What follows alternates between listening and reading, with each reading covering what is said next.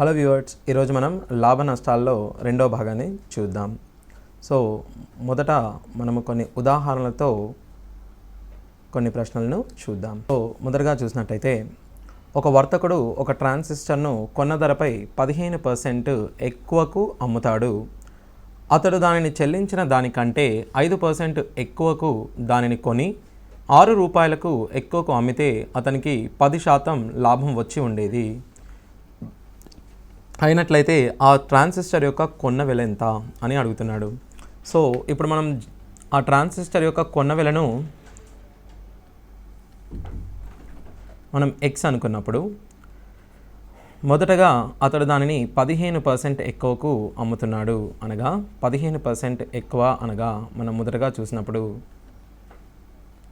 1 + 15/100, దీన్ని మనం 23/100గా చెప్పుకోవచ్చు. అనగా ఎక్స్కు కొని 23/20గా చెప్పుకోవచ్చు. 23/20 ఇంటూ ఎక్స్కు అమ్ముతున్నాడు. అతడు దానిని చెల్లించిన దానికంటే 5% ఎక్కువకు దానిని కొని, అనగా 21/20 ఎక్స్కు దానిని కొని, అనగా 5% ఎక్కువ. 5% పెంచడము అనగా 21/20చే గుణించడము అని అర్థం. 6 రూపాయలు ఎక్కువకు అమ్మితే, అంటే అమ్మిన వెల కంటే 6 రూపాయలు ఎక్కువగా అమ్మినట్టయితే తనకు 10% లాభం వచ్చి ఉండేది. లాభము 10% కావున దీనిని మనం 10% పెంచినట్లయితే దీనికంటే మనము 6 రూపాయలు ఎక్కువగా చేయాల్సి ఉంటుంది. అనగా 23/20 ఎక్స్ ప్లస్ 6గా దీన్ని మనం తీసుకోవచ్చు. ఇప్పుడు దీనిని మనం సూక్ష్మీకరిద్దాం. సో మొదటగా 21 into 11 X by 200 is equals to 23x plus 120/20 గాను. ఇప్పుడు దీన్ని మనం క్యాన్సిల్ చేసుకున్నట్టయితే 10. 21 into 11 231 into X is equals to 230 X plus 1200 గాను మనం దీన్ని తీసుకోవచ్చు. అనగా ఇప్పుడు మనకు ఎక్స్ యొక్క విలువ 1200గా వచ్చింది. సో అతడు మొదటగా కొన్న వెల 1200గా మనం దీన్ని చెప్పుకోవచ్చు.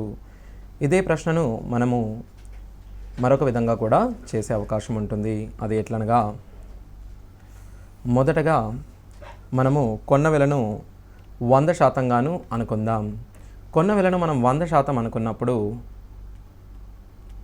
అమ్మిన వెల 15% కావున ఇది 115% అవుతుంది. ఇప్పుడు మనం ఈ కొన్న వెలను 5% పెంచినా, అనగా 105% చేసినట్టయితే మనము దీన్ని 6 రూపాయలు ఎక్కువకు అమ్ముతున్నాము. అనగా 115% ప్లస్ 6%. ఈ 105ను మనం 10% పెంచాలి. ఎందుకనగా మనకు 10% లాభం వచ్చిందని చెప్తున్నాం కాబట్టి 10% పెంచినట్టయితే 105లో 10% మనము 10.5గా చెప్పవచ్చు. అనగా 105కు మనం 10.5 జత చేసినప్పుడు 115.5% అనేది 115% ప్లస్ 6 రూపాయలుగా మనం చెప్పవచ్చు. అప్పుడు చూసినట్టయితే మనకు 0.5% అనేది 6 రూపాయలకు మనం జత చేసినట్టయితే 1%ను 12 రూపాయలుగాను, మరియు అదేవిధంగా 100%ని మనము 1200 రూపాయలుగా చెప్పవచ్చు. సో ఈ విధంగా ఈ ప్రశ్నను మనము 2 మెథడ్లలో చేయడానికి అవకాశం ఉంది. సో ఈ విధంగా మీరు మొదట చెప్పిన విధంగా అయినా లేక రెండో చెప్పిన విధంగా కూడా ఈ ప్రశ్నను మనం చేసుకోవచ్చు.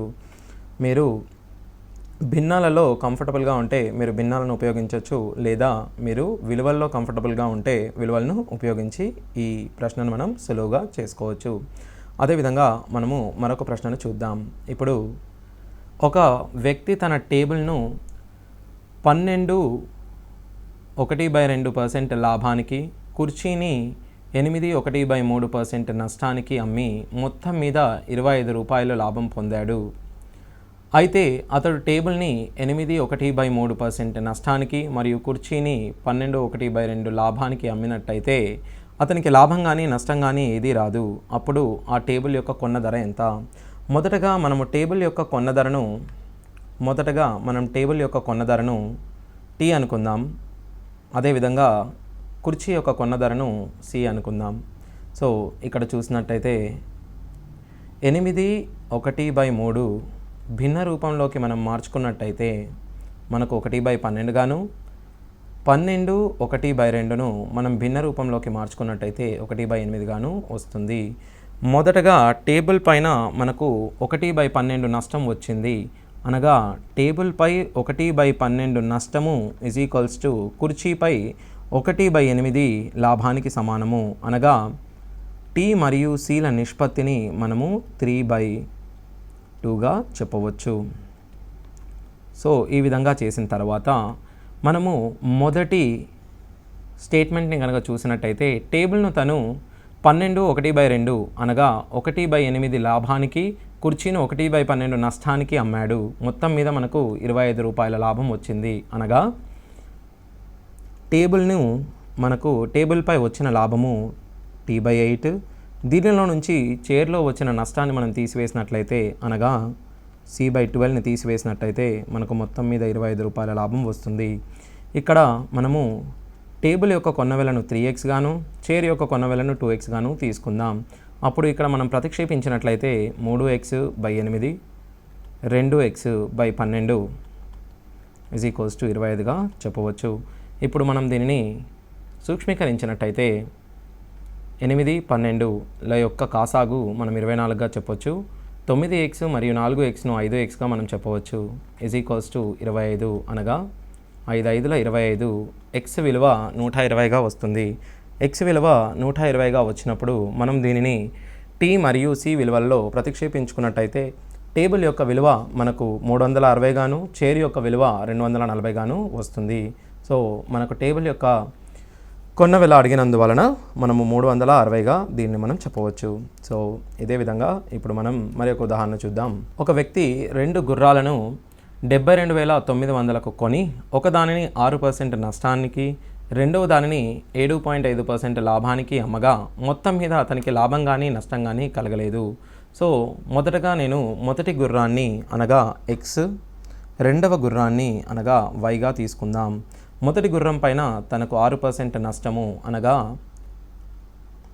xలో 6% yలో 7.5% లాభము. మనకు ఇచ్చిన స్టేట్మెంట్ ప్రకారము లాభము కానీ నష్టము కానీ వాటిల్లలేదు. అనగా లాభాన్ని మనము వచ్చిన నష్టానికి సమానం చేసుకోవాలి. సో ఇప్పుడు మనం ఇరువైపులా 100ను క్యాన్సిల్ చేసుకున్నట్లయితే మనకు x/y విలువ వస్తుంది. x/y విలువను మనం చూసినట్టయితే 7.5/6 అనగా 75/60. దీనిని మనం 5/4గా చెప్పుకోవచ్చు. సో మనకు 2 కొన్న విలువల యొక్క నిష్పత్తి వచ్చింది. ఇప్పుడు దీనిని చూసినట్టయితే ఆ 2 గుర్రాల కొన్న విలువల మధ్య భేదం ఎంత? మనము మొదటి గుర్రాన్ని కొన్న విలువను 5aగా తీసుకున్నట్టయితే రెండవ గుర్రం యొక్క కొన్న విలువ 4aగా తీసుకోవచ్చు. ఈ విలువల మొత్తము మనము జత చేసినట్టయితే 9a = 72,900 గాను అనగా 981 అనగా ఏ విలువ 8,100గా గుర్తించవచ్చు. x మరియు yల మధ్య భేదము మనము ఏగా చెప్తున్నాం కాబట్టి ఏ వాల్యూ 8,100గా మనం తీసుకోవచ్చు. అనగా ఆ 2 గుర్రాల మధ్య భేదము 8,100గా మనం చెప్పవచ్చు. సో ఈ విధంగా లాభాన్ని మరియు నష్టాన్ని మనము ఈక్వల్ చేసుకోవడం ద్వారా ఈ ప్రశ్నను మనం సులువుగా చేసుకోవచ్చు. ఇలాగే మనము మరొక ఉదాహరణను చూద్దాం. ఒక వ్యక్తి గుర్రాన్ని మరియు గుర్రపు బగ్గీని 30,000కు కొన్నాడు. ఈ గుర్రాన్ని అతడు 20% లాభానికి, గుర్రపు బగ్గీని 10% నష్టానికి అమ్మాడు. చివరగా అతను మొత్తం మీద 2% లాభపడ్డాడు. గుర్రం యొక్క ఖరీదు ఎంత? ఈ వ్యక్తి గుర్రము మనం x అనుకుందాం. గుర్రము బగ్గీని మనము y అనుకున్నప్పుడు ఈ రెండింటిని జత చేసి తను 30,000కు కొన్నాడు. గుర్రపు పైన అతనికి 30% లాభము, అనగా ప్లస్, గుర్రపు బగ్గీ పైన 10% నష్టము అనగా మైనస్ వచ్చింది. మొత్తానికి అతను 2% లాభపడ్డాడు. ఈ కాన్సెప్ట్ చూసినట్టయితే మనము ఈ క్వశ్చన్ను గ్రూపింగ్లో చేసుకోవచ్చు. అనగా మొదటగా ఎక్స్ వైలను తీసుకున్నప్పుడు 20% లాభము, ఎక్స్పై 20% లాభము మరియు వైపై 10% నష్టము, మొత్తానికి అతను 2% లాభపడ్డాడు. ఎక్స్ అండ్ వై దీని యొక్క డిఫరెన్స్ను మనము ఇటువైపుగాను మరియు వీటి మధ్య డిఫరెన్స్ను ఇటు సైడ్ తీసుకున్నప్పుడు ఎక్స్ అండ్ వైల నిష్పత్తి మనకు వస్తుంది. x/yల నిష్పత్తిని మనం చూసినప్పుడు 2:3గా చెప్పవచ్చు. ఇప్పుడు మనకు చూసినట్టయితే మొత్తం 5 భాగాలుగా ఉన్నాయి. 5 భాగాలు 30,000 అయినప్పుడు ప్రతి ఒక్క భాగము మనము 6,000గా చెప్పవచ్చు. అప్పుడు గుర్రం యొక్క విలువ 12,000 గాను, గుర్రపు బగ్గీ యొక్క విలువ 18,000 గాను చెప్పవచ్చు. అనగా 5 భాగాలు 30,000 అయినప్పుడు 2 భాగాలు 12,000 గాను, 3 భాగాలు 18,000 గాను మనం చెప్పవచ్చు. సో ఒకవేళ గుర్రపు బగ్గీ యొక్క విలువ అడిగి ఉంటే మనం 18,000 గాను చెప్పవచ్చు. అదేవిధంగా మనము ఇంకొక ప్రశ్న చూసినట్లయితే, ఒక దుకాణదారుడు ఒక్కొక్క టీవీని 20,000 చొప్పున 2 టీవీలు అమ్మినాడు. ఒక టీవీ అమ్మకముపై అతనికి 15% లాభము మరియు రెండవ టీవీపై అతనికి 15% నష్టము వచ్చినది. అప్పుడు ఆ దుకాణదారుడికి వచ్చిన లాభము లేక నష్టము ఎంత? మొదటగా మనం చూసినట్టయితే 2 కొన్న వెలలు అమ్మిన వెలలు సమానము. అమ్మిన వెలలు సమానమైనప్పుడు అమ్మిన వెలలు రెండింటికి స్థిరంగా ఉన్నప్పుడు ఒకదానిపై లాభము x% మరియు మరొక దానిపై నష్టము x% వచ్చినప్పుడు ఈ రెండింటిపై చివరగా వచ్చు నష్టము, ఆ రెండింటిపై చివరగా వచ్చు నష్టము, నష్ట శాతము ఎల్లప్పుడూ x²/100గా ఉంటుంది. సో ఇది మనము శాతాలలో నేర్చుకున్నటువంటి సూత్రము. సో ఆ సూత్రాన్ని మనము ఇచ్చట ఉపయోగించినప్పుడు 15% లాభము మరియు 15% నష్టము, ఇది కేవలం x% లాభము మరియు x% నష్టము మరియు అమ్మిన వెల స్థిరంగా ఉన్నప్పుడు మాత్రమే ఈ సూత్రాన్ని మనం ఉపయోగించాల్సి ఉంటుంది. మరి ఏ కేసులోనూ దీనిని మనం యూజ్ చేయాల్సిన అవసరం ఉండదు. సో 15% పెరిగినది, 15% ఒకే నష్టము కావున మనకు మొత్తంగా 15² అంటే 225/100 అంటే 2.25 నష్టముగా మనం దీన్ని చెప్పుకోవచ్చు. సో ఈ రకమైన ప్రశ్నలను మనం చూసినట్టయితే ఎప్పుడు కానీ అమ్మిన వెల స్థిరంగా ఇస్తాడు మరియు ఆ టీవీపై ఒకటి నష్టము మరొకటి లాభము, ఆ రెండు కూడా సేమ్ పర్సంటేజ్లు ఇవ్వడం జరుగుతుంది. అలా ఇచ్చినప్పుడు మనకు వచ్చే నష్ట శాతము ఎల్లప్పుడూ x²/100గా మనం గుర్తించాలి. అదేవిధంగా మనం మరొక ప్రశ్నను చూద్దాం. ఒక వ్యక్తి ₹1కి 2 చొప్పున ఒక నిర్దిష్ట సంఖ్యలో చాక్లెట్లను కొన్నాడు. అదే సంఖ్యలో ₹1కి 3 చొప్పున కూడా కొన్నాడు. వాటి రెండింటిని కలిపి రూపాయికి 4 చొప్పున అమ్మితే అతనికి వచ్చే లాభము లేదా నష్ట శాతాన్ని మనం ఇప్పుడు చూద్దాం. ఒక వ్యక్తి మొదటగా ఒక రకమైన చాక్లెట్లను 2 చొప్పున రూపాయికి 2 చొప్పున అనగా 2 చాక్లెట్లు ₹1కి కొనడం జరిగింది. అదేవిధంగా రూపాయికి రెండవ రకం చాక్లెట్లు రూపాయికి 3 చాక్లెట్లు కొనడం జరిగింది.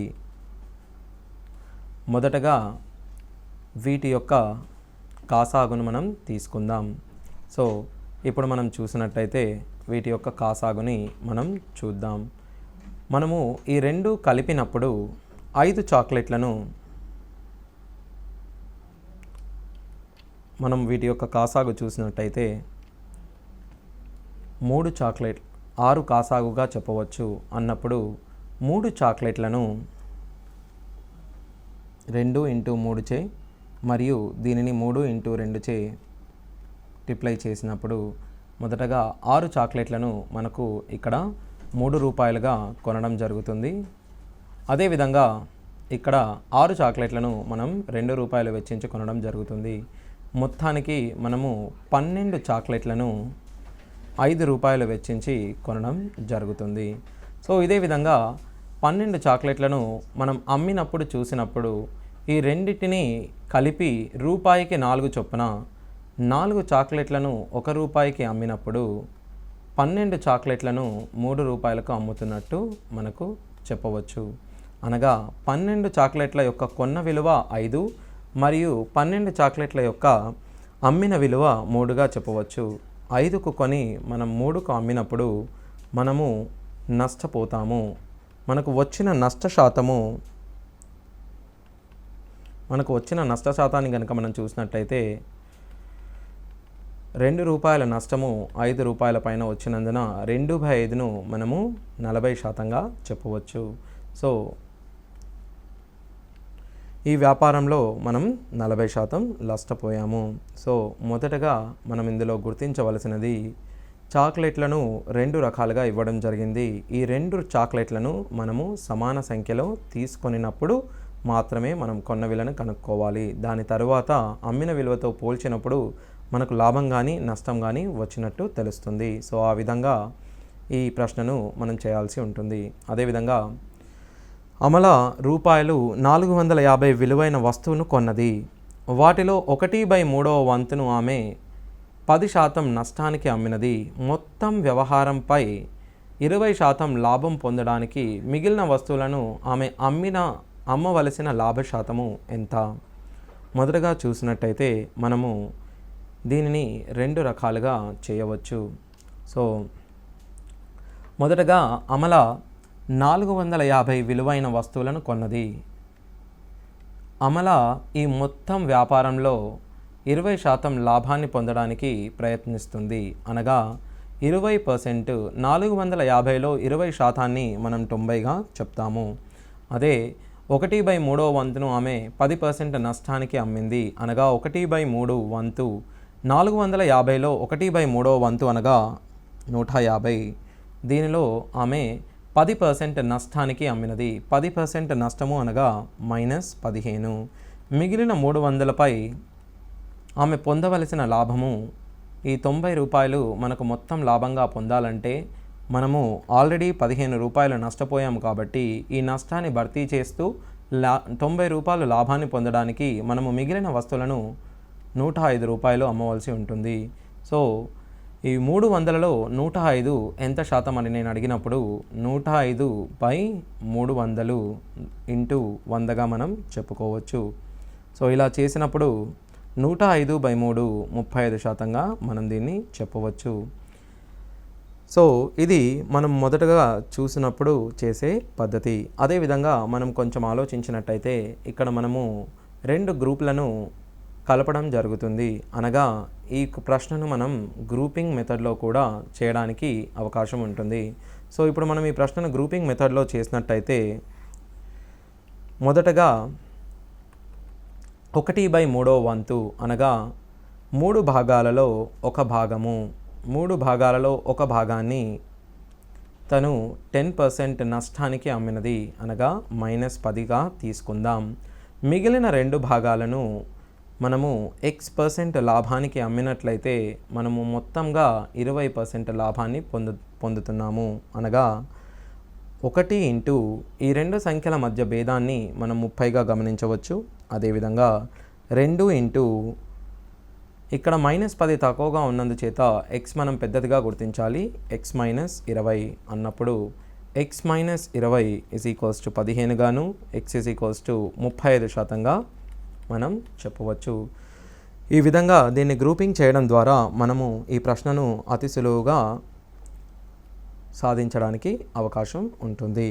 అదేవిధంగా మనం ఇప్పుడు మరొక ఉదాహరణను చూద్దాం. ఒక వ్యక్తి ఒక వస్తువును 10% నష్టానికి అమ్మాడు. దానిని 20% తక్కువకు కొని ₹55 ఎక్కువగా అతడు అమ్మి ఉంటే అతనికి 40% లాభం వచ్చేది. అప్పుడు ఆ వ్యక్తి యొక్క అసలు కొన్న ధర ఎంత? ఇప్పుడు మనం చూసినట్టయితే ఒక వ్యక్తి ఒక వస్తువు నష్టానికి అనగా 10% నష్టానికి అమ్మాడు. ఇప్పుడు మనం ఆ వ్యక్తి యొక్క ఆ వ్యక్తి కొన్న ధర, ఆ వస్తువును కొన్న ధర మనం 100% అనుకుంటే అతను 90%కే అమ్మడం జరిగినది. దానిని 20%కి తక్కువ కొని, అనగా దానిని 80%కి కొన్నట్టయితే 55 రూపాయలు ఎక్కువకు అమ్మి ఉంటే, 55 రూపాయలు ఎక్కువకు అమ్మి ఉంటే అతను పొంది ఉండే లాభశాతము 40%.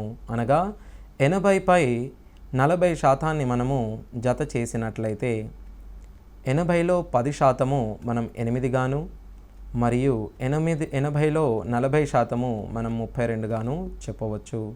అనగా దీనికి 32 జత చేసినప్పుడు మనము దీనిని 112గా గుర్తించవచ్చు. అనగా 112% 90% ప్లస్ 55కు సమానము. అనగా ఇప్పుడు మనం చూసినట్టయితే ఈ 90ని మనం ఇటువైపు తెచ్చుకున్నట్టయితే 22% 55 రూపాయలకు సమానము అన్నప్పుడు దీనిని ఇరువైపులా మనము 11 చే భాగించినప్పుడు 11 2 11 5 2% 5 రూపాయలకు మరియు 100% 2 × 50 100 వచ్చింది కాబట్టి 5 × 50 250గా మనం చెప్పవచ్చు. అనగా ఆ వస్తువును కొన్న వెల మనం 250గా చెప్పవచ్చు. సో ఇలా పర్సంటేజ్ తీసుకోవడం ద్వారా ఈ సమ్ని మనం సులువుగా చేయవచ్చు. దీనిని మీరు భిన్న రూపంలో కూడా ప్రయత్నించడానికి ట్రై చేయండి. సో అలా కూడా మీరు ఈ సమ్ని చేయవచ్చు. సో ఇప్పుడు మనం ఇంకొక టాపిక్ డిస్కస్ చేసే ముందు మనం మొదటగా రాయితీల గురించి తెలుసుకుందాం. సో ఒక వస్తువును మనం కొని అమ్మదలిచినప్పుడు మనము మొదటగా ఆ వస్తువుని కొంచెం పెంచి దాని తర్వాత దానిపై రాయితీ ఇవ్వడం జరిగింది. మనము ఉదాహరణకు ఒక వస్తువును 100 రూపాయలకు కొందాం అనుకుందాం. ఫర్ ఎగ్జాంపుల్ మనం చూసినట్టయితే ఒక వస్తువు యొక్క కొన్న ధర 100 రూపాయలు అని అనుకుందాం. దీనిని మనం ఒక వ్యాపారంలో ఈ వస్తువుని కొంత శాతం పెంచి మరల దీనిపై రాయితీ ఇచ్చి అమ్మడం జరుగుతుంది. మొదటగా ఈ వస్తువును మనం 20% పెంచుదాం. ఈ వస్తువుని మనం 20% పెంచినప్పుడు వచ్చే ధరను మనం ప్రకటిత ధరగా పేర్కొంటాం. సో ఈ పెంచిన దానిని మనము మార్కప్ పర్సంటేజ్గా చెప్తాము. సో ఈ పెంచిన ధర 20%ని మనము పెంచుతున్నాము. అప్పుడు మనకు వచ్చిన ప్రకటిత ధర M మరియు ప్రకటిత ధర 120పై మనం ఇప్పుడు రాయితీని ఇవ్వడం జరుగుతుంది. మనము ఇచ్చిన రాయితీ 10% అనుకుంటే 120పై మనం 10% రాయితీ ఇవ్వడం, అనగా 12 రూపాయలు తగ్గించడం జరుగుతుంది. చివరగా మనకు అమ్మిన వెల 108గా గమనించవచ్చు. మనము కొన్న వెలను మరియు అమ్మిన వెలను పోల్చినప్పుడు మనకు 8 రూపాయల లాభాన్ని రావడం మనం గమనించవచ్చు. సో ఈ చక్రాన్ని మనం సరిగా చూసినట్టయితే మనకు కొన్న వెల మరియు ప్రకటిత వెల మరియు అమ్మిన వెలపై వచ్చిన ప్రశ్నలను సులువుగా సాల్వ్ చేయడానికి అవకాశం ఉంటుంది. ఇప్పుడు మనం చూసినట్టయితే మనము మొదటగా కొన్న వెలను M% పెంచుతున్నప్పుడు మనకు ప్రకటిత వెల వస్తుంది. అనగా Cను మనం M% పెంచుదాం. అప్పుడు మనకు వచ్చే విలువను మనం ప్రకటిత వెలగా చెప్తాము. ఈ MPను మనము D% తగ్గించినట్టయితే, అనగా 1 - D/100 చేసినట్టయితే మనకు అమ్మిన వెల వస్తుంది. అదేవిధంగా ఈ ఎంపీని మనం ఇక్కడ ప్రతిక్షేపించినట్టయితే మొదటగా Cను మనం M% పెంచడము మరియు D% తగ్గించడము ద్వారా మనకు అమ్మిన వెల వస్తుంది. ఒక వస్తువు యొక్క విలువను M% పెంచి మరియు D% తగ్గించడము అనగా M - D - MD/100గా చెప్పుకోవచ్చు. దీని యొక్క విలువ ధనాత్మకము అయితే మనకు లాభము, లేదా రుణాత్మకము అయితే నష్టము వచ్చినట్టుగా మనం చెప్పవచ్చు. మనకు లాభ నష్టాలు అనేవి మనము పెంచిన ధర మరియు ఇచ్చిన రాయితీలపై ఆధారపడి ఉంటుంది. మనము కేవలము తక్కువ ధరను పెంచి ఎక్కువ రాయితీ ఇచ్చినట్లయితే మనకు నష్టం వాటిల్లక తప్పదు. సో ఈ విధంగా మనము లాభము మరియు నష్టము మరియు రాయితీలమైన క్వశ్చన్లు మనం సులువుగా సాల్వ్ చేసుకోవచ్చు. అదేవిధంగా మనకు 2 వరుస రాయితీలను ఇచ్చినప్పుడు దీనిని ఒకే రాయితీని ఏ విధంగా చేయాలో చూద్దాం.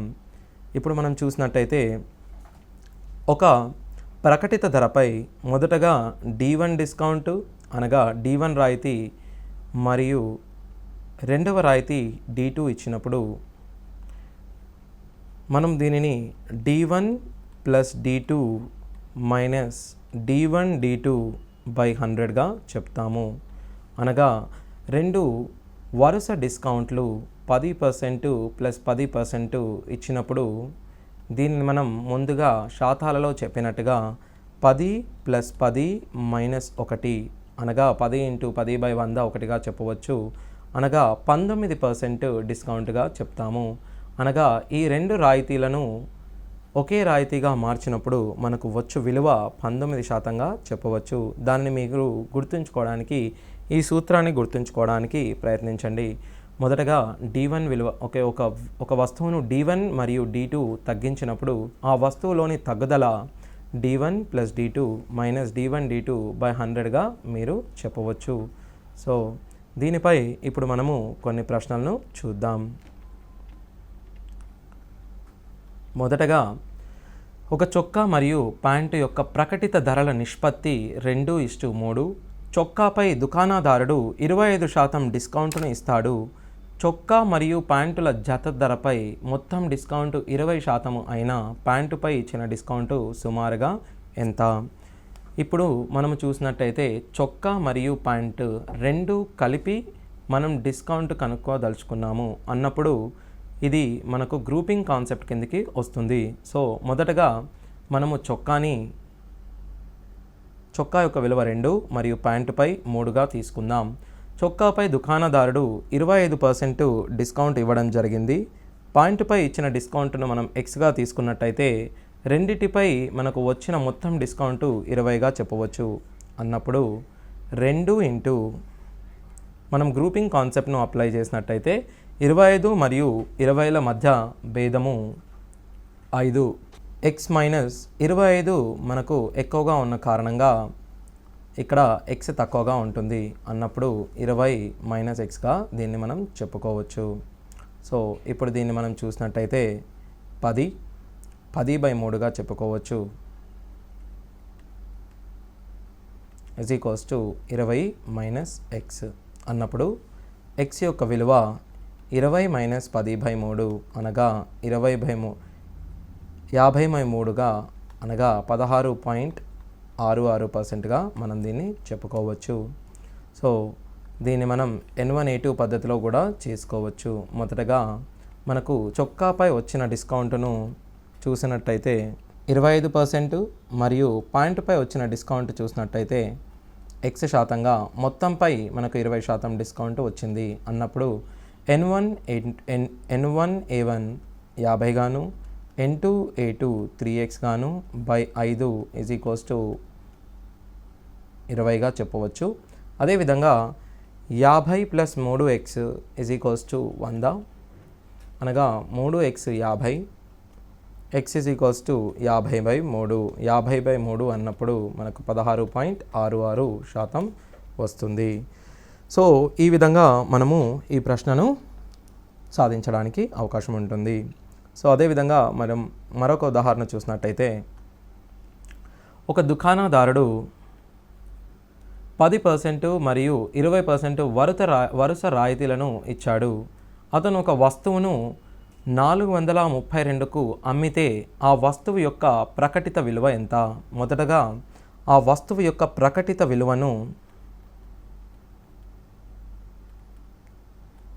విలువను మనం X అనుకుందాం.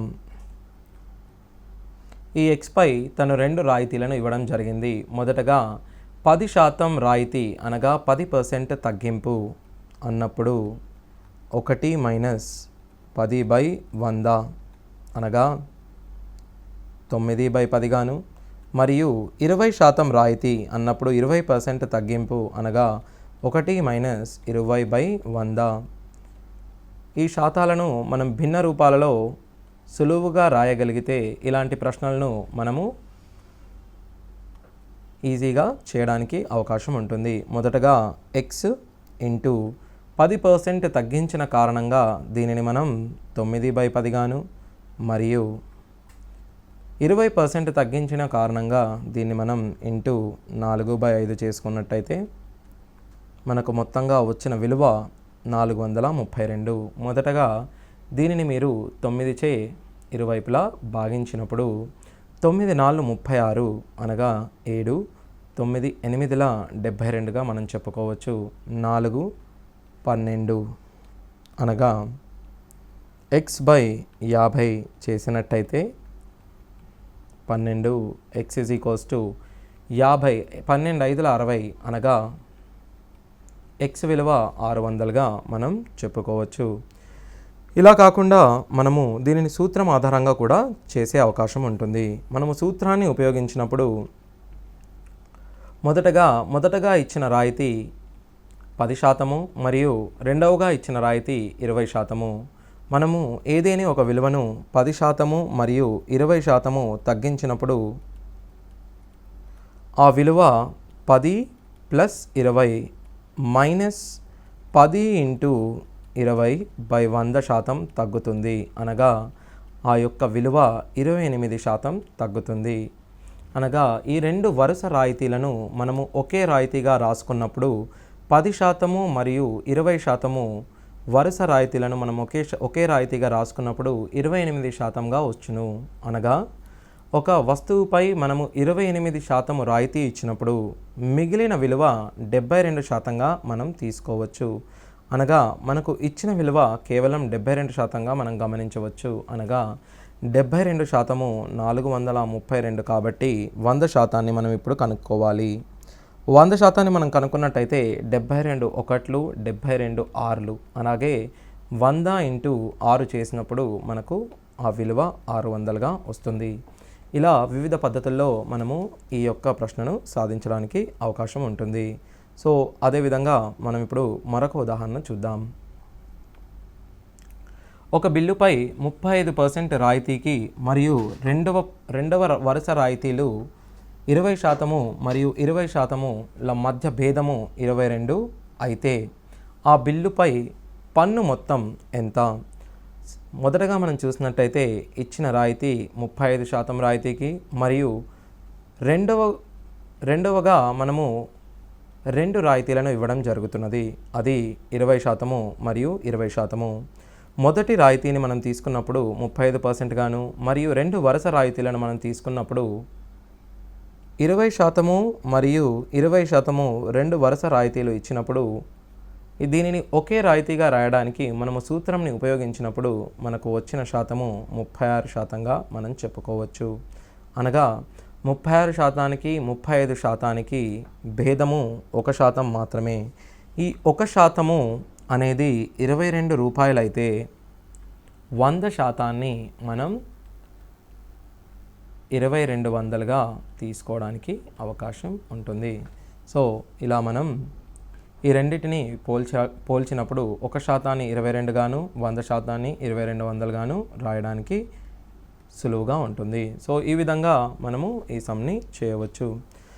సో అదేవిధంగా మనము నెక్స్ట్ ఉదాహరణకు వెళ్ళినట్టయితే ఒక టోకు వ్యాపారి నుండి ఒక దుకాణదారుడు ప్రకటిత వెల 16,000 ఉన్న ఒక టీవీని వరుసగా 2 తగ్గింపు ధరలు 20% ఆ తర్వాత 10%లలో కొన్నాడు.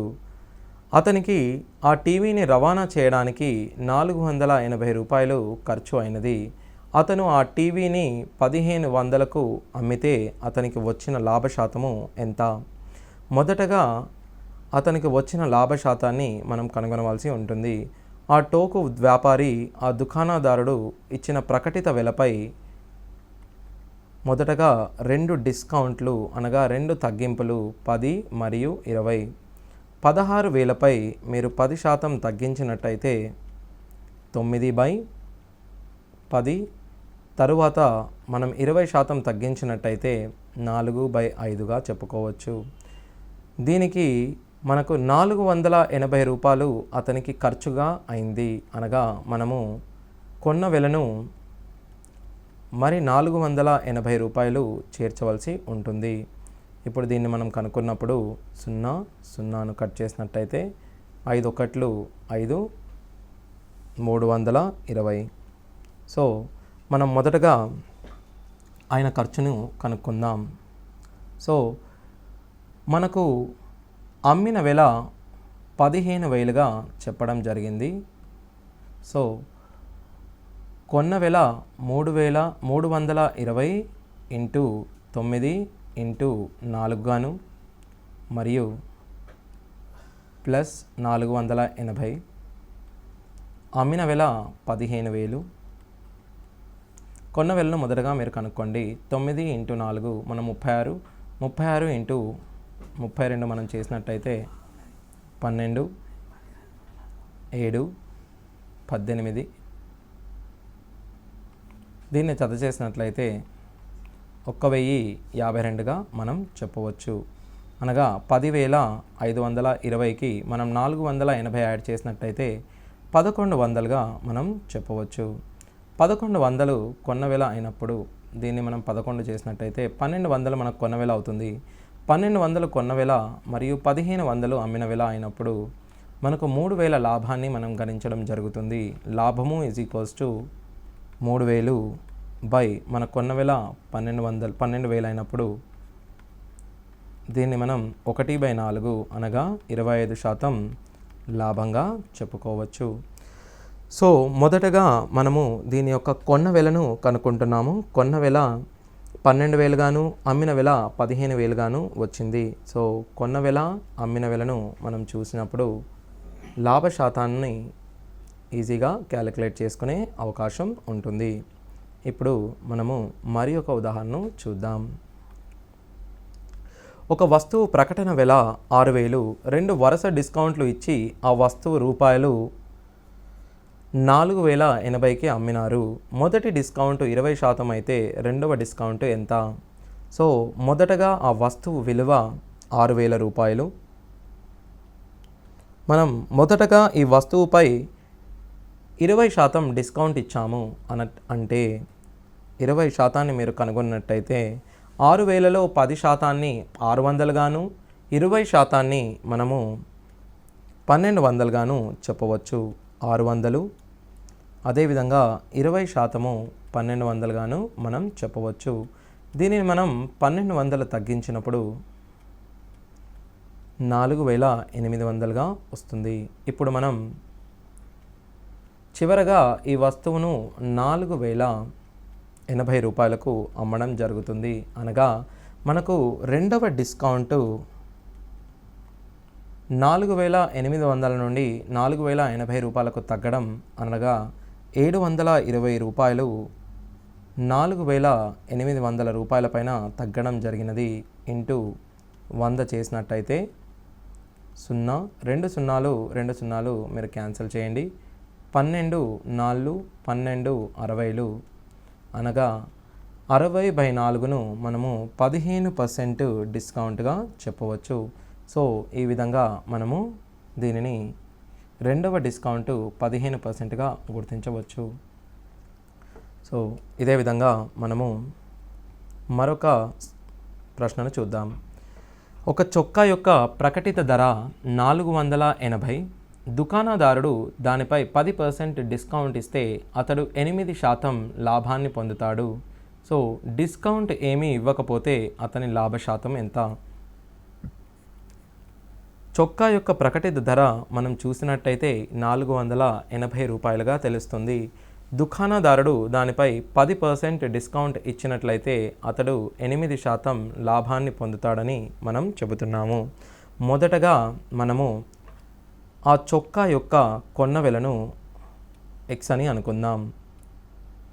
కొన్న వెల x అయినప్పుడు అమ్మిన వెల 10% లాభం కాబట్టి 8% లాభం కాబట్టి మనము అమ్మిన వెలను 8% పెంచాలి. 108/100 ఇంటూ 8% కొన్న వెలను పెంచినట్లయితే మనకు అమ్మిన విలువ వస్తుంది. ఇదే విధంగా ప్రకటిత ధరపై మనము ఇచ్చిన డిస్కౌంట్ శాతము 10, అనగా 480పై మీరు 10% తగ్గించండి. 480పై మనం 10% తగ్గించడము అనగా 480 ఇంటూ 9/10గా మనం చెప్పవచ్చు. ఈ రెండు విలువలు అమ్మిన విలువలు అయినందువల్ల ఈ రెండు విలువలను ఈక్వేట్ చేయడం ద్వారా మనము ఇచ్చిన విలువను కనుగొనవచ్చు.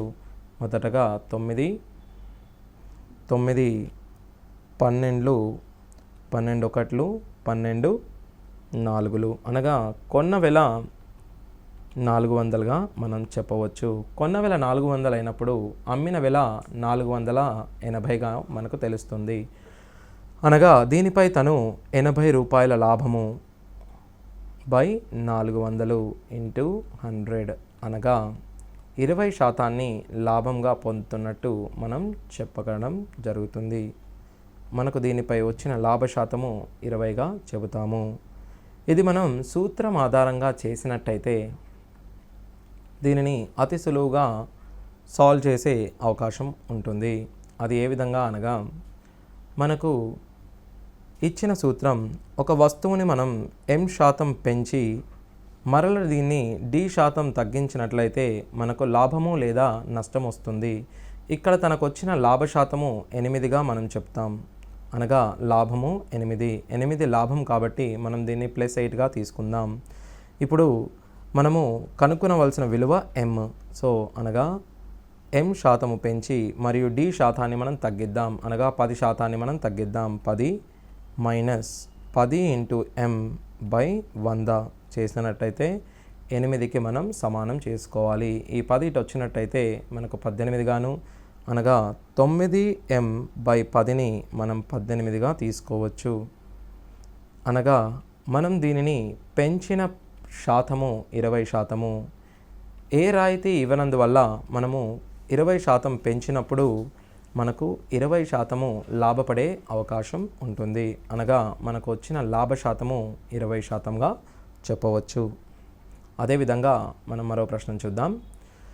ఒక వ్యాపారి ఒక క్యాలిక్యులేటర్పై 10% డిస్కౌంట్ను అనుమతిస్తాడు. ఆ డిస్కౌంట్కు దానిని అమ్ముతూ 20% లాభంను పొందడానికి కొన్న ధర కంటే అధికంగా ప్రకటించవలసిన ధర యొక్క శాతం ఎంత? సో అధికంగా ప్రకటించవలసిన ధర అనగా ఆ M% ఎంత అని మనను అడుగుతున్నాడు. మొదటగా మనం చూసినట్టయితే M మరియు Dల మధ్య సంబంధము M% పెంచి మనము D% తగ్గించినచో మనకు లాభము లేదా నష్టము వస్తుంది. ఇక్కడ ప్రశ్నలో ఇచ్చినప్పుడు మనకు వచ్చినది లాభం అని తెలుస్తుంది. మనకు 20% లాభంగా తెలుస్తుంది. ఈ సూత్రాన్ని మనము విశదీకరిస్తే M minus D minus MD/100 = P గాను, దీనిలో నుంచి ఈ Dని మనం ఇటు పంపించినప్పుడు Mని కామన్ తీసుకున్నట్టయితే 1 - D/100 = D+Pగా మనం చెప్పవచ్చు. అనగా ఇప్పుడు మనం ఇచ్చిన విలువలను ప్రతిక్షేపించినట్లయితే ఇచ్చిన డిస్కౌంట్ విలువ 10% మరియు ఇచ్చిన లాభము యొక్క విలువ 20%. దీనిలో మనం ప్రతిక్షేపించినట్లయితే 1 - 10/100ను మనం 9/100 గాను, అదేవిధంగా D+P అనగా 10 + 20 30 గాను మనం గుర్తించవచ్చు. ఇప్పుడు మనం దీన్ని కట్ చేసినట్టయితే 3 10, M విలువ 100/3 అనగా 33 1/3%గా దీన్ని మనం చెప్పవచ్చు. సో ఈ విధంగా మనము అధికంగా ప్రకటించవలసిన ధర అనగా మార్కప్ పర్సంటేజ్ను మనం కనుక్కోవడం జరుగుతుంది. సో ఈ సూత్రాన్ని మీరు గుర్తుంచుకోవడానికి ప్రయత్నించండి. ఈ సూత్రం కనుక మీకు గుర్తున్నట్టయితే ఈ సూత్రం నుండి విలువలు ప్రతిక్షేపించి మీరు డైరెక్ట్గా సాల్వ్ చేయడానికి అవకాశం ఉంటుంది. సో ఇదే విధంగా మనం ఇంకో ప్రశ్నను చూద్దాం. ప్రకటిత ధరపై 20% డిస్కౌంట్ ఇవ్వగా ఒక వస్తువుపై 20% లాభం వచ్చింది. ప్రకటిత ధరపై 25% డిస్కౌంట్ ఇచ్చినప్పుడు వచ్చే లాభ శాతము ఎంత? మనము మొదటగా ప్రకటిత ధరపై 20% డిస్కౌంట్ ఇచ్చినప్పుడు వచ్చిన లాభము 20%. ఇప్పుడు మనం చూసినట్టయితే ఈ రెండు కేసెస్లో మనము M స్థిరంగా ఉన్నట్టు గుర్తించవచ్చు. ఇందాక చెప్పినట్టుగా మనకు M విలువ M into 1 minus D/100 is equals to D+Pగా మనం చెప్పవచ్చు. అనగా M యొక్క విలువ D+P/1 మైనస్ D/100. M స్థిరంగా ఉన్నప్పుడు మనం దీనిని D1 + P1/1 మైనస్ D1/100 గాను, అదేవిధంగా D2 + P2/1 మైనస్ D2/100 గాను చెప్పవచ్చు. అనగా మొదట డిస్కౌంటు 20%, అనగా D1 20%,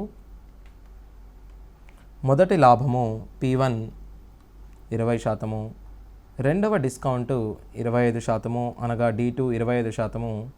అప్పుడు P2 ఎంత అని అడుగుతున్నాడు. 20 + 20 40, అనగా ఇక్కడ మనం 40 ప్రతిక్షేపించినప్పుడు 20% డిస్కౌంట్ ఇచ్చినప్పుడు మనకు వచ్చిన శాతము 80% గాను, మరియు D2 అనగా 25, ప్రాఫిట్ P2 అనగా P2 తీసుకోండి, 25% ఇచ్చినప్పుడు మనం 75%గా తీసుకోవచ్చు. 1 2 2 1 2 37.5, అనగా మనకు వచ్చిన P2 వాల్యూ 37.5 నుండి మనం 25ను తీసివేయాల్సి ఉంటుంది. అనగా 12.5 అనేది మనము రెండవసారి ఇచ్చిన ప్రాఫిట్. రెండవసారి మనకు వచ్చిన లాభ శాతాన్ని మనము 12.5గా మనం గుర్తించవచ్చు. దానికి మనము ఈ సూత్రాన్ని ఉపయోగించవచ్చు. ఒకవేళ ఈ సూత్రము ఇవ్వకున్నా మీరు ఈ ఫార్ములాను ఏ విధంగా చేయవచ్చో మనం ఇప్పుడు చూద్దాం. మొదటగా ఆ వస్తువు యొక్క కొన్న విలువను మీరు 100 అనుకోండి. సో కొన్న విలువ మనకు 100 అయినప్పుడు మనము ఈ వస్తువుపై వచ్చిన లాభ శాతము 20%, అనగా మనము దీనిని అమ్మిన వెల 120. కానీ దీనిపై ప్రకటించిన విలువ మనము X అనుకున్నట్టయితే 20% డిస్కౌంట్ ఇచ్చినప్పుడు మనకు 120గా వచ్చింది. అనగా Xని మనం 20% తగ్గించినప్పుడు, అనగా 4/5 చేసినప్పుడు 120 వచ్చింది. అనగా X విలువ 150గా చెప్పవచ్చు. అనగా ఆ వస్తువు యొక్క ప్రకటిత ధర 150గా చెప్పవచ్చు. ఇప్పుడు ఆ వస్తువు ప్రకటిత ధరపై 25% డిస్కౌంట్ ఇవ్వడం జరిగింది. ఈ వస్తువు యొక్క కొన్న వెలను మనము 100 గాను, మరియు 25% డిస్కౌంట్ ఇవ్వడము అనగా మనకు 37.5 రూపాయలును 25%గా చెప్పవచ్చు. మనము అమ్మిన వెల 112.5, మనము కొన్న వెల 100 రూపాయలు గాను, అమ్మిన వెల 112.5 రూపాయలు, అనగా మనకు వచ్చిన లాభ శాతము 12.5%గా మనం గుర్తించవచ్చు. ఎప్పుడు కానీ మనం చూసినట్టయితే మన కొన్న విలువ 100గా ఉన్నప్పుడు మన లాభాన్ని మనం లాభ శాతంగా రాసుకునే అవకాశం ఉంటుంది. కేవలము మన కొన్న వెల 100 ఉన్నప్పుడు మాత్రమే మనము లాభాన్ని లాభ శాతంగా రాసుకోవచ్చు. అందుకే మనము ఎప్పుడైనా ఏదైనా ఒక వస్తువు విలువను అనుకొనడానికి సులువుగా ఉండడానికి మనము 100గా తీసుకుంటాం. సో అదేవిధంగా మనం మరొక ప్రశ్నను చూసినట్టయితే, ఒక వ్యాపారి నగదు చెల్లింపునకు 10% డిస్కౌంట్ ఇస్తాడు. 8% లాభాన్ని పొందడానికి అతని వస్తువులపై కొన్న ధర కంటే ఎంత శాతము ఎక్కువగా ప్రకటిత ధరను సూచించాలి? సో ఎంత శాతం ఎక్కువగా అని మనకు అన్నప్పుడు అది మార్కప్ పర్సంటేజ్ అవుతుంది. అనగా మనకు MDPల మధ్య సంబంధాన్ని చూసినప్పుడు ఇదివరకు చెప్పినట్టుగా M into 1 minus D/100 is equals to మనము D+Pగా చెప్పవచ్చు.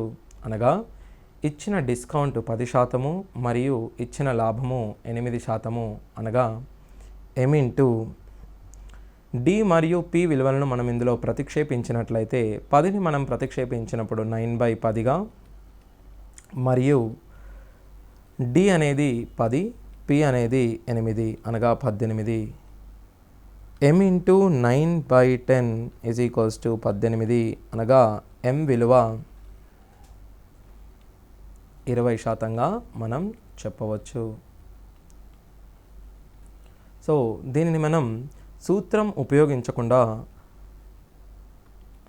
వాల్యూని అనుకొని కూడా మనం దీన్ని చేయవచ్చు. మొదటగా మనం కొన్న వెలను 100 రూపాయలుగా అనుకుందాం. మనకు వచ్చిన లాభం 8%, అనగా మనము 108 రూపాయలకు అమ్ముతున్నాము. కానీ ఈ 108 రూపాయలు అనేది మనకు 10% డిస్కౌంట్ ఇచ్చిన తరువాత వచ్చిన విలువ, అనగా ఎక్స్ పై మీరు 10% డిస్కౌంట్ ఇచ్చినప్పుడు మనకు 108 రూపాయలు వచ్చినది, అనగా 9, 12. ఎక్స్ యొక్క విలువ, అనగా ప్రకటిత ధర 120, అనగా మన కొన్న విలువ 100 రూపాయలు, ప్రకటిత విలువ 120 రూపాయలు అన్నప్పుడు మనము ప్రకటించిన ధర కొన్న విలువ కంటే 20% ఎక్కువగా ఉన్నట్టు మనం గుర్తించాలి. ఇప్పుడు చివరగా ఒక ప్రశ్న చూద్దాం. ఒక దుకాణదారుడు ఒక చొక్కా ధరను 30% పెంచి ఆ తరువాత 30% డిస్కౌంట్ ఇస్తాడు. ఆ చొక్కా యొక్క అసలు ధర 1200 రూపాయలు అయితే ఆ వినియోగదారుడు చెల్లించవలసిన సొమ్ము. ఇక్కడ మనం మొదటగా చొక్కా ధరను 30% పెంచడం జరిగింది, ఆ తరువాత 30% డిస్కౌంట్ ఇవ్వడం జరిగింది. అనగా మొదటగా చొక్కా ధరను 30% పెంచి ఆ తరువాత చొక్కా ధరను 30% తగ్గించడము. మనము శాతాలలో చూసినట్టుగా 30% పెంచడము మరియు 30% తగ్గించడము, అనగా 30 × 30/100 మొత్తంలో 9% తగ్గించడము అని అర్థం. అనగా మనకు ఇచ్చిన విలువలో 9% తగ్గుతుంది. ఇప్పుడు కనుక మనం ఈ విలువలను చూసుకున్నట్లయితే 1200లో మనం 9% తగ్గించాలి. 1200లో 9% మనము మొదటగా 1200లో 1% 12గాను ఇంటూ 9, అనగా 108గాను గమనిస్తాం. ఈ 1200లో నుంచి మనము 108ని కనుక తీసివేసినట్లయితే మనకు అమ్మిన వెల 1092గా మనం చెప్పవచ్చు. అనగా ఆ వినియోగదారుడు చెల్లించవలసిన సొమ్ము మనము 1092గా చెప్పవచ్చు. సో ఈ విధంగా మనము ఈ సమ్స్ను చేస్తాము. సో మీరు ప్రాఫిట్ లాస్ పైన మంచి అవగాహన రావడానికి మొదటగా మీరు శాతాలను పర్ఫెక్ట్గా క్షుణ్ణంగా చదవాల్సి ఉంటుంది. ఒక శాతాన్ని ఒక ఇచ్చిన నిష్పత్తిలోకి లేదా ఒక శాతాన్ని భిన్న రూపంలో ఎలా మార్చడమో ఇచ్చిన సంఖ్యలను తీసుకొని మొదటగా ప్రయత్నించండి. ఈ విధంగా చేసినట్లయితే మీరు చాలా సమయాన్ని సేవ్ చేసుకునే అవకాశం ఉంటుంది. సో మొదటగా కొన్ని నెంబర్స్ తీసుకొని మీరు దాన్ని ప్రాక్టీస్ చేయండి. సో ఈ విధంగా ప్రాక్టీస్ చేసినప్పుడు మీకు చాలా సమయం సేవ్ అవుతున్నట్టు మీరు గమనించవచ్చు. అదేవిధంగా ప్రాక్టీస్ చేసిన తరువాత ప్రతి ప్రశ్నకు ఒక 2 నిమిషాల సమయాన్ని కేటాయించి ఇచ్చిన ప్రశ్నలో మనము ఏ విధంగా స్టెప్స్ను చేశామో గమనించండి. సో ఆ స్టెప్స్ను మీరు తగ్గించగలిగే ప్రయత్నాన్ని చేయండి. ఒకవేళ మీరు ఆ స్టెప్స్ను తగ్గించగలిగే ప్రయత్నం చేసినట్లయితే మీకు డెఫినెట్గా మీరు దాన్ని తక్కువ స్టెప్లలో చేసే అవకాశం ఉంటుంది. సో ఈ విధంగా మీరు ప్రాక్టీస్ చేసినట్లయితే మీరు డెఫినెట్గా ఇచ్చిన సమయంలో అన్ని ప్రశ్నలను పూర్తి చేసే అవకాశం ఉంటుంది. So thank you.